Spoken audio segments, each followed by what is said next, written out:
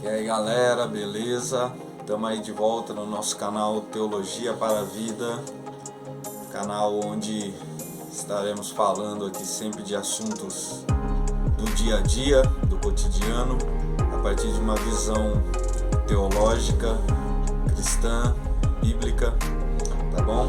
Eu aqui sou o Bicudo, que estou com vocês, estamos juntos aí para decorrer sobre esse assunto aí.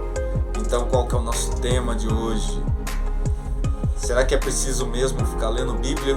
Eu queria ler só uma passagem aqui em 2 Timóteo, capítulo 3, verso 16, onde diz assim: toda a escritura é inspirada por Deus e útil para o ensino, para a repreensão, para a correção e para a instrução na justiça, para que o homem de Deus seja apto e plenamente preparado para toda boa obra.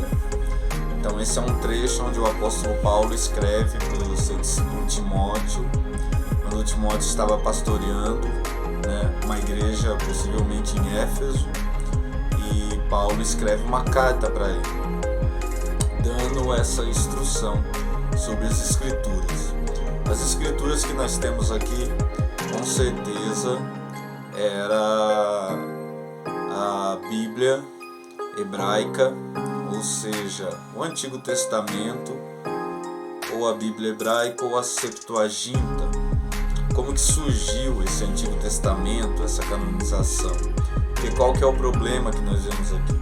Eu encontro com vários líderes espirituais, até não cristãos, e vêm conversar comigo sobre as escrituras, sobre Bíblia, e falam: pô, mas a Bíblia foi escrita por homens. É verdade. Por quê? Porque a Bíblia é um livro para homens lerem. Homens no sentido humanidade, homens e mulheres. Se são homens e mulheres que leem esses escritos, eles têm que ser escritos por homens. Porque se um cachorro escrevesse isso, não dava para o homem ler. E o homem não escreve para um cachorro ler. Então, tem que ser escrito pelo próprio homem, para que o ser humano possa ler. Ah, mas foi inventado pelo próprio homem. Aí que entra o nosso lance.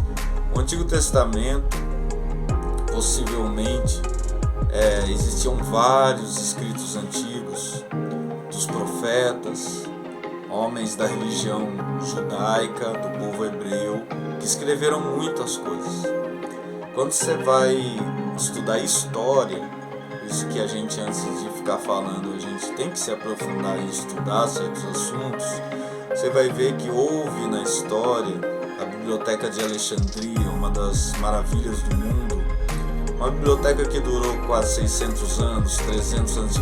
e 300 depois de Cristo, e eles gostavam de ter escritos de todos os povos do mundo, povos conquistados por eles, por Alexandre o Grande, pelo Império Grego, e essa biblioteca existiam escritos do povo judeu, do povo hebreu, e eles queriam traduzir esses escritos no hebraico, no aramaico, para o grego, que também era uma língua universal na época.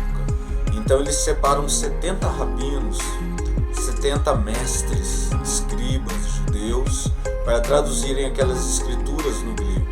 Por isso que é chamado de Septuaginta, porque 70 rabinos traduzem aquelas escrituras, e eles fazem um arquivo daquelas 70, aquela tradução pelos 70 rabinos, fazendo um anexo dos principais escritos daquele povo, que tem uma tradição muito antiga sobre a revelação de Deus, tem uma história, e ali aquilo é arquivado naquela biblioteca, o qual se passa a ser usada como a Bíblia hebraica ou a Septuaginta, Bíblia que é usada nos tempos de Jesus, Bíblia que é usada pelos apóstolos no tempo de Jesus, na igreja primitiva, e possivelmente a Bíblia aqui que Paulo está instruindo Timóteo a ler.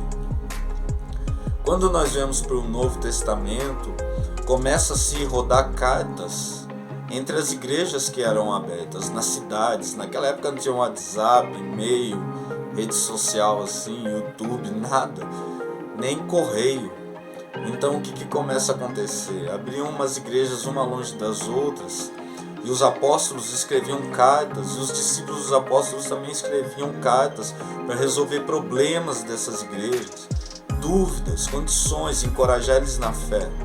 E essas cartas eram trocadas por mensageiros, um levavam para outros e tal. E essas cartas, junto com a Bíblia hebraica antiga, começa a rodar entre as igrejas. Então eles começavam a ter aquelas cartas com escritos apostólicos, mas também escritos pelos discípulos dos apóstolos, homens que andaram com esses apóstolos, como Lucas, que andou com o apóstolo Paulo. Lucas anda com ele, então é um discípulo de um apóstolo. Marcos é discípulo do apóstolo Pedro, escreve também, né? Então você vai ver essas cartas rodando, e você vai vendo essa aceitação nas comunidades cristãs dessas cartas rodando entre essas comunidades cristãs, né? E a gente vai ver também, depois passando o primeiro século da igreja, mestres da igreja surgindo, que chamavam-se pais da igreja, que foi quem trouxe o peso teológico para todo o estudo dos escritos judaicos cristãos. E esses mestres, chamados pais da igreja, definiram a teologia do início da caminhada da igreja. Homens sérios que entregaram suas vidas ao estudo e ao conhecimento das escrituras, né? Então, essas cartas não podiam ter contradições.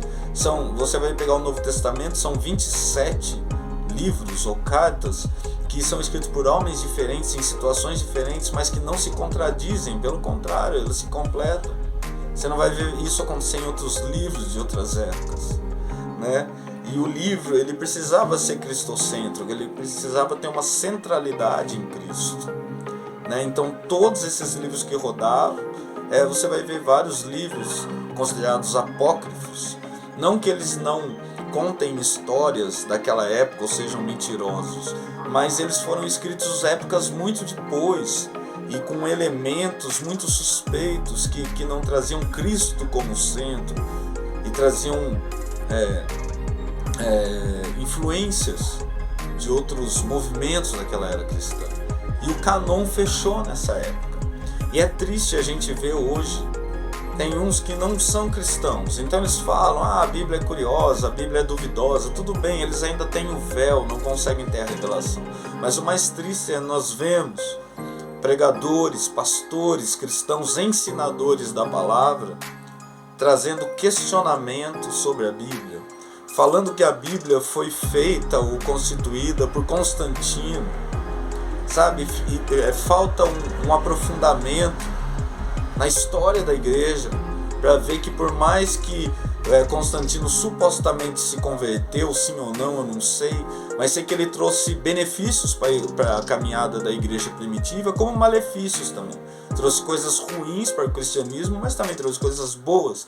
Mas ele não tem nada a ver com a formação bíblica dos livros. A Bíblia, ela tem uma história de canonização, de formação, o qual Constantino não tem nada a ver. Então é triste você ver ensinadores cristãos hoje falando que a Bíblia foi constituída por Constantino, gente. Então nós, cristãos, você que é discípulo de Jesus, ou você que lê este livro chamado Bíblia, saiba que ele existe uma história, ele existe toda uma constituição, e principalmente ele existe uma inspiração divina, o qual juntou todo esse livro que dura até hoje. Eu vejo pessoas combaterem esse livro e não terem êxito nenhum, tá? Eu vejo pessoas falarem sobre esse livro, pessoas que não têm aprofundamento e se perdem em suas próprias palavras. Agora você que é discípulo de Jesus, mergulhe nas letras desse livro, da Bíblia. Viva, se alimente delas e não só encha a sua cabeça com elas, mas deixe ela gerar uma vida no seu coração e deixe a Bíblia transformar a sua vida, tá? E não vai no que é falado por aí, precisamos nos aprofundar, ter tempo com Jesus, estudar essa palavra para poder ensiná-la a outros. É preciso ler Bíblia? É preciso sim. Mas vamos continuar mais capítulos dessa série aqui no nosso canal Teologia para a Vida. Você que está sendo alcançado por essa palavra, por esse estudo, que você possa curtir aí, faça a sua inscrição para receber os vídeos semanais que estaremos lançando e compartilhe, para que isso chegue a pessoas não alcançadas pelo Evangelho, como pessoas também que já foram alcançadas, mas precisamos, como falamos, estar lutando pela nossa fé que tem sido tão atacada e distorcida.